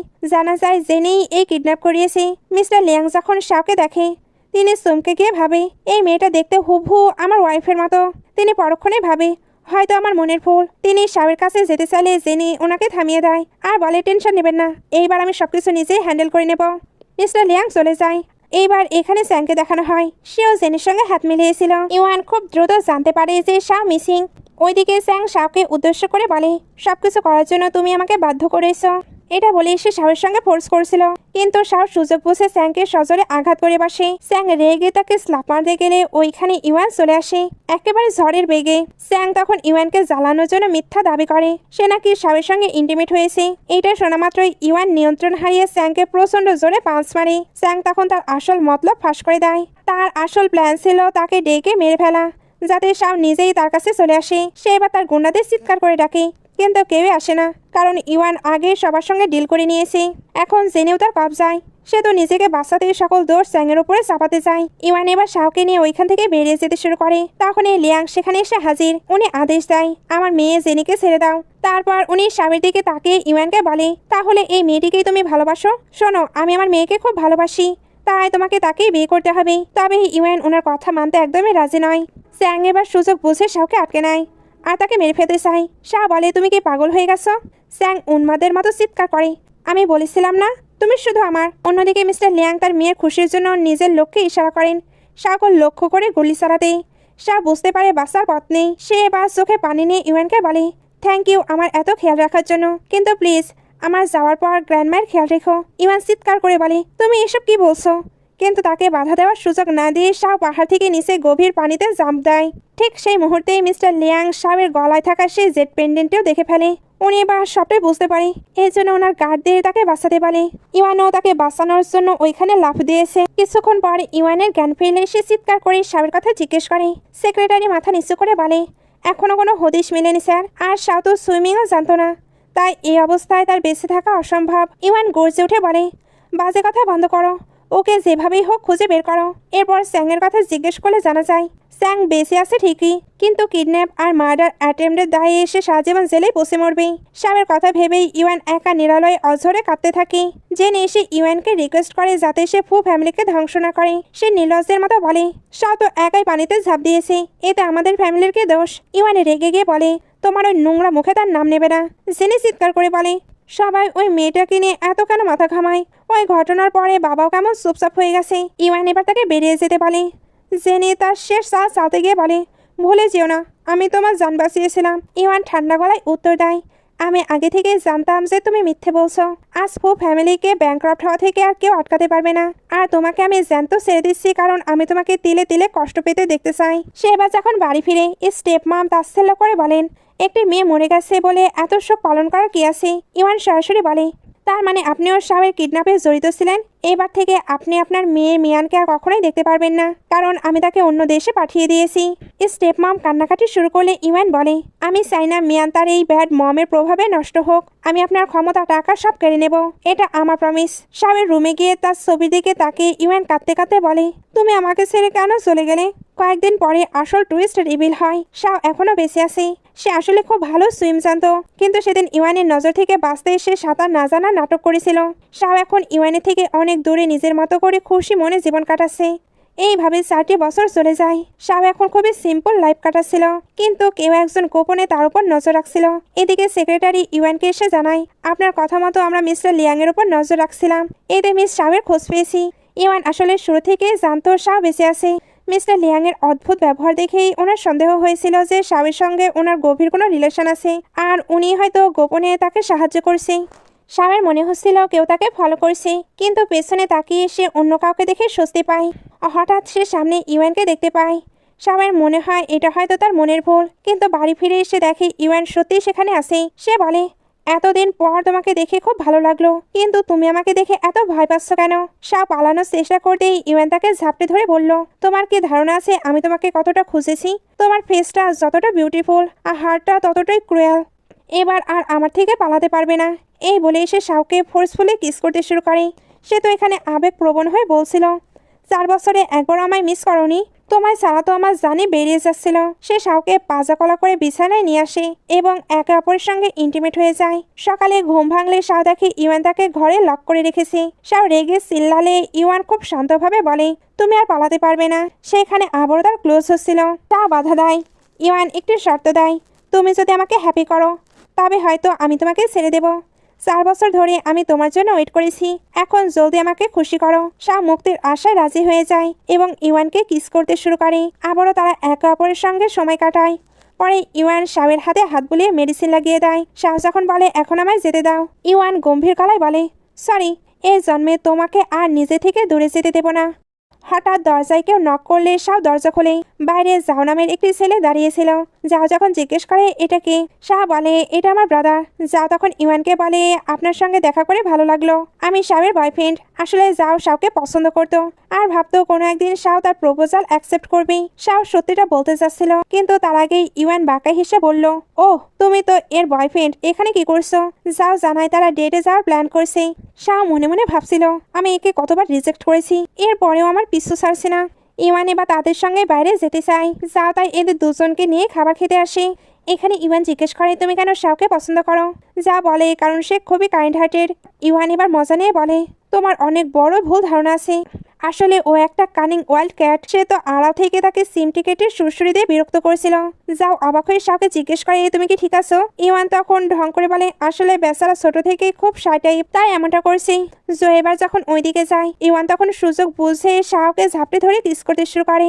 এগুলোর পরে 3 জন বইয়ের দোকানে আসে। সেখানেও ইওয়ান শাওকে আড়ালে হ্যারাস করতে ছাড়েনি। শাওকে নাজেহাল হতে দেখে ইওয়ান মনে মনে খুব মজা পাচ্ছিল। সেখানেই ইওয়ান শাওকে আড়ালে প্রচন্ড বিরক্ত করতে থাকে, এমনকি কিস করার চেষ্টা করছিল। শাও তখন হঠাৎ কোমরে ব্যথার বাহানা করে। ইওয়ান তাকে চেয়ারে বসিয়ে বলে টেনশন করো না। সে শাওকে মেসেজ দিতে শুরু করে এবং ইচ্ছা করে জাওকে অস্বস্তিতে ফেলে। শাও জাওয়ের সামনে কিছু বলতেও পারছিল না। জাওয়ের কিন্তু এবার সন্দেহ হয়ে গেছে, কারণ ব্রাদার সিস্টারের রিলেশন এমনটা হতে পারে না। ওইখানে এবার শাওয়ের বেবি চলে আসে। ইওয়ান বাচ্চাটিকে দেখে একদম শকড হয়ে যায়। সে জিজ্ঞেস করে এই বাচ্চাটা কার? শাও মিথ্যা বলে, এটা আমার আর জাওয়ের, খুব জলদি আমরা বিয়ে করতে চাচ্ছি। এটা শুনে ইওয়ান তো ভীষণভাবে উদাস হয়ে যায়। বাড়ি ফেরার পর জাও শাওকে জিজ্ঞেস করে, তুমি কি সত্যি আমাকে বিয়ে করতে চাও? শাও ক্ষমা চেয়ে বলে, আমাকে মাফ করো, আমি জাস্ট আমার ব্রাদারকে শোনানোর জন্য এটা বলেছি, আমি তোমার জন্য পারফেক্ট নই। এটা শুনে জাওয়ের তো মন খারাপ হয়ে যায়। ইওয়ান এবার শাওকে কল করে। শাও জানালা দিয়ে দেখে ইওয়ান বাড়ির বাইরে দাঁড়িয়ে আছে। সে এবার তাকে নিচে আসতে বলে। সে নিচে আসতেই ইওয়ান জোর করে তার সঙ্গে ইন্টিমেট হতে যায়। শাও তখন তাকে রাগানোর জন্য বলে, এইমাত্র আমি আর আমার বয়ফ্রেন্ড ইন্টিমেট হয়ে এসেছি, তোমার কোনো প্রবলেম নেই তো? ইওয়ান গর্জে উঠে বলে, ইচ্ছা করে আমাকে প্রভোগ করো না। শাও পাল্টা খোঁচা দেয়, আমার বিয়ে হয়ে যাচ্ছে, তাও তুমি আমার সঙ্গে রিলেশন রাখতে চাও? তোমার কি সত্যি কোনো প্রবলেম নেই? ইওয়ান উত্তর দেয়, তুমি শুধু আমার। এই বলে এসে তার ক্লোজ চলে আসে। এগুলোর পরেই এসে ওপরে চলে আসে। ইওয়ান এখনো নিচে কনকনে ঠান্ডায় দাঁড়িয়েছিল। যে এবার এসে জিজ্ঞেস করে, তুমি কি ড্যাডকে দেখছো? আমি জানি ওইটাই আমার ড্যাড, তোমার কাছে ওনারই ফটো আছে। শাও কথা ঘুরিয়ে বলে, উনি তোমার ড্যাড নয়, আঙ্কেল হয়। জি ইয়ানের কাছে গিয়ে বলে, আপনি কি সত্যি আমার আঙ্কেল? ইওয়ান জিজ্ঞেস করে, তোমার ড্যাড কোথায়? জিজি বলে, আমার কোনো ড্যাড নেই, আমি আপনাকে আমার ড্যাড বানাতে চাই। ইওয়ান যখন জানতে পারে জিজির বয়স 3 বছর, সে সাথে সাথে বুঝে যায় এই বাচ্চাটি তারই ছেলে। ইওয়ান এবার শাওকে এ বিষয়ে কোয়েশ্চেন করে। শাও প্রথমে অস্বীকার করে। আসলে শাও আগে জানতে পেরেছিল সে প্রেগনেন্ট, এতে সে অনেক খুশিও ছিল, কিন্তু সে জানতো ওই পরিবারে থাকলে সে এই বেবিকে বার্থ করতে পারবে না। এই জন্যই সে নিজেকে মেরে ফেলার ওইভাবে প্ল্যান করেছিল, যাতে বেবিকে বার্থ করতে পারি। ইওয়ান শাওকে এবার বলে, তুমি কি আমায় ভালোবাসো না? তুমি কতটা হার্টলেস, তোমাকে সারা এই 4 বছর আমি কতটা অস্থির ছিলাম জানো? শাও কেঁদে ফেলে বলে, হ্যাঁ আমি তোমাকে ভালোবাসি, কিন্তু তুমি কখনো আমার ফিলিংস নিয়ে ভাবোনি। জেনি তোমার জান বাঁচিয়েছে, তুমি ওকে বিয়ে করবে। ইওয়ান বলে, তুমি সত্যিই পাগল। সে এবার শাওকে সেই রাতের কিসের কথা মনে করিয়ে দেয়। ফাইনালি এবার শাওয়েরও ওই রাতের কথা মনে পড়ে, তার মানে সেই ওই দিন ইওয়ানকে বাঁচিয়েছিল। এখানে দুজনের মাঝে সবকিছু ক্লিয়ার হয়ে যায়, কিন্তু হঠাৎ ইওয়ান অজ্ঞান হয়ে পড়ে, কারণ দুদিন ধরে বাইরে প্রচন্ড ঠান্ডায় থাকায় তার শরীর খারাপ হয়ে গিয়েছিল। সারা রাত এবার শাও তার যত্ন নেয়। সকালে উঠে ইওয়ান যখন এগুলো জানতে পারে, তখন তার তো খুবই ভালো লাগে। সে তো এবার শাওকে ওয়াইফ বলে ডাকে। শাও বলে, আমি তোমার ওয়াইফ নই। ইওয়ান হাসি মুখে বলে, তুমি আমার বেবিকে বার্থ করেছো, সো অফকোর্স তুমি আমার ওয়াইফ। শাও তাকে বেশি কথা বলতে বারণ করলে ইওয়ান আবদার করে বলে, আমাকে একটি কিস করো, আমি জলদি ঠিক হয়ে যাব। শাও বলে, বাজে বকবক করা বন্ধ করে জলদি শাওয়ার নিয়ে আসো। তখন ইওয়ান তাকেও সাথে নিয়ে যেতে চায়। দুজনে এবার একসঙ্গে শাওয়ার নিতে নিতে সে প্যাশনেটলি অনেকটা ভালো এনজয় করে। পরে ইওয়ান জিজ্ঞেস করে, 4 বছর তুমি আমার থেকে দূরে ছিলে, এবার বলো কিভাবে এই লসগুলো পুষিয়ে দেবে? আর বয়ফ্রেন্ড বানানোর জন্য তুমি কই জোকেই পেলে? সব ক্লিয়ার করে যে যাও শুধু আমার কলিগ, আমি তো কাজে বিজি থাকতাম, তাই সে জিজির খেয়াল রাখতো। ইওয়ান তাকে হার্টলেস বলে। সব বলে, আমি জানতাম তুমি গ্র্যান্ডমায়ের খুব ভালোভাবে যত্ন নেবে। ইওয়ান তখন বলে দেয় সে মিস্টার লিয়ানকে ফলো করার পরে তার খোঁজ পেয়েছে। সব অবাক হয়ে জিজ্ঞেস করে, তুমি কিভাবে জানলে? ইওয়ান বলে, ওনার চোখের চাহনি দেখে আমার ডাউট হয়েছিল, তাই ওনার উপরে নজর রাখতে বলেছিলাম, এইভাবেই তোমায় খুঁজে পেয়েছি। কিন্তু তুমি কবে জানলে উনি তোমার ড্যাড? শাও জানাই তার মায়ের কাছে ওনার ফটো ছিল, তাই প্রথমবার দেখেই সে চিনতে পেরেছে।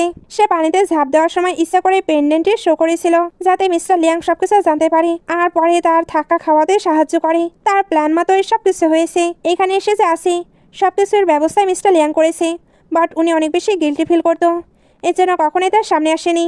এগুলোর পরে ইওয়ান শাওকে কিস করতে যাচ্ছিল, বাট এদের কাছে জিজি তখন চলে আসে, সঙ্গে এদেরকে টিসও করছিল। ইওয়ান স্মার্টে বলে, আমি তোমার ড্যাড, সো তোমার মমকে কিস তো করবই।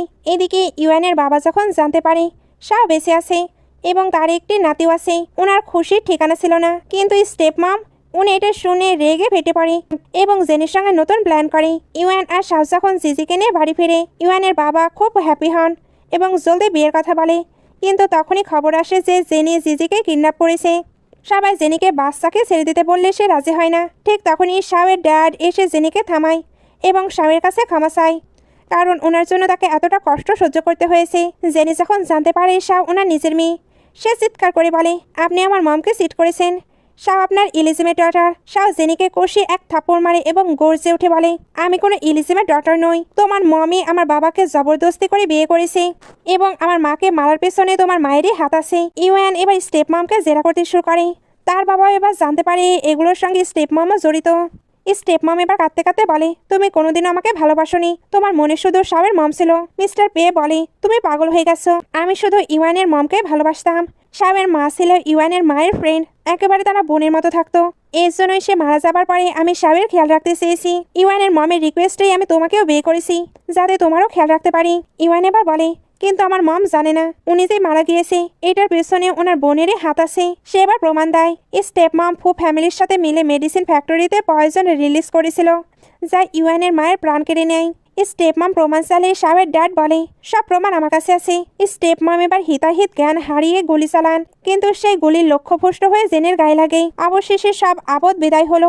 স্টেপ মম এখন জেলে, আর ইওয়ান আর সাবের ধুমধাম করে বিয়ে হয়ে গেছে। ওয়েডিং নাইটে ইওয়ান যখন সাবের সঙ্গে রোম্যান্স করতে যাচ্ছে, তখনই জিজি মাঝখানে ঘুমানোর জন্য চলে আসে। ইওয়ানের মুখ তো তখন দেখার মতো হয়েছিল। পরে যখন জিজি ঘুমিয়ে পড়ে, ইওয়ান ধীরে ধীরে শাওকে পাজাকলা করে বাইরে নিয়ে আসে এবং দুজন একে অপরের সঙ্গে ইন্টিমেট হতে শুরু করে। ইওয়ান এক মুহূর্তের জন্য শাওকে নিজে থেকে দূরে সরাতে রাজি ছিল না। ফাইনালি তাদের জীবনের সকল ঝামেলা শেষ করে তারা হ্যাপিলি থাকতে শুরু করে। আর এইভাবেই এই ড্রামাটি শেষ হয়ে যায়। ড্রামাটি কেমন লাগলো কমেন্টে জানাতে পারেন। যদি ভালো লাগে তবে একটি লাইকও করে দিবেন। আজকের মতো বাই বাই।